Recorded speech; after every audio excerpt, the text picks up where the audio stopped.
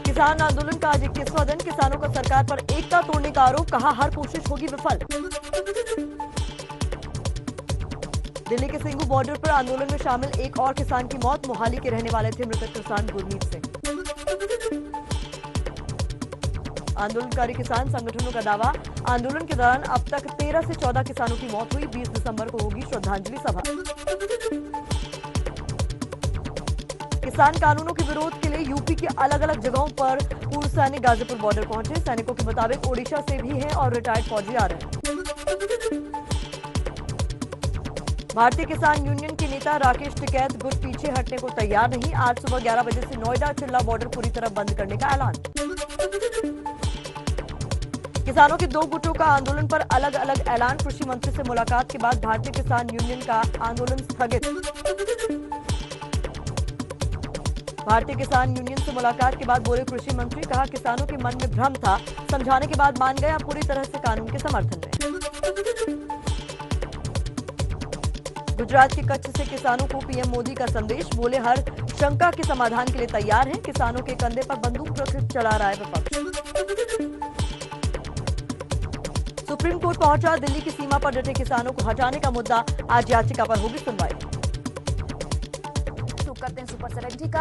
आम आदमी पार्टी ने यूपी में विधानसभा चुनाव लड़ने का ऐलान किया है। मुख्यमंत्री केजरीवाल बोले यूपी में भी दिल्ली जैसी सुविधाएं देंगे। आम आदमी पार्टी के यूपी में चुनाव लड़ने के ऐलान पर सिद्धार्थनाथ सिंह ने कसा तंज, बोले मुंगेरी लाल के हसीन सपने देख रहे हैं केजरीवाल। केजरीवाल के यूपी में चुनाव लड़ने के सवाल पर बीजेपी प्रदेश अध्यक्ष स्वतंत्र देव सिंह का बयान, कहा किसका नाम लेते हो मूड ऑफ हो जाता है, मैं केजरीवाल को जानता ही नहीं। पश्चिम बंगाल के 3 दिन के दौरे पर आज जाएंगे चुनाव उपायुक्त सुदीप जैन। कानून व्यवस्था को लेकर गंभीर आरोपों के बाद जैन के दौरे पर सबकी नजर। बंगाल में सियासी बवाल पर बीजेपी ने चुनाव आयोग से शिकायत की। बीजेपी ने कहा टीएमसी के दबाव में ही बंगाल की पुलिस है काम कर रही है। जल्द आचार संहिता लागू कर पैरामिलिट्री फोर्सेस तैनात की जाए।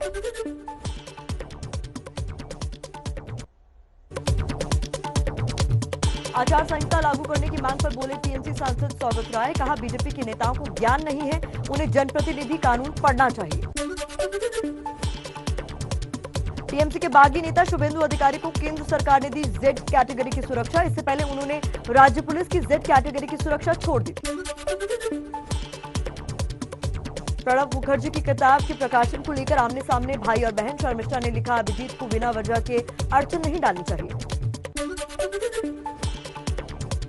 इस साल नहीं होगा संसद का शीतकालीन सत्र। केंद्र सरकार ने कहा कोरोना की वजह से टला सत्र, जनवरी के आखिरी हफ्ते में होगा बजट सत्र। संसद सत्र नहीं होने पर कांग्रेस का सरकार पर हमला। अधीर रंजन चौधरी बोले सदन चलते ही किसानों के मुद्दे सामने आ जाएंगे, इसलिए सरकार सत्र नहीं बुला रही है।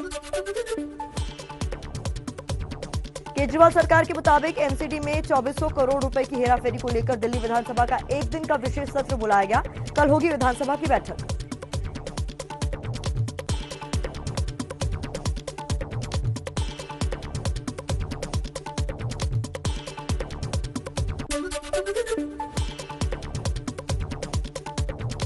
राजस्थान के भरतपुर में बीजेपी के कैंप में बवाल। नगर पालिका चुनाव के बाद पार्षदों को बीजेपी ने एक जगह इकट्ठा किया था। पार्षदों ने हंगामा किया।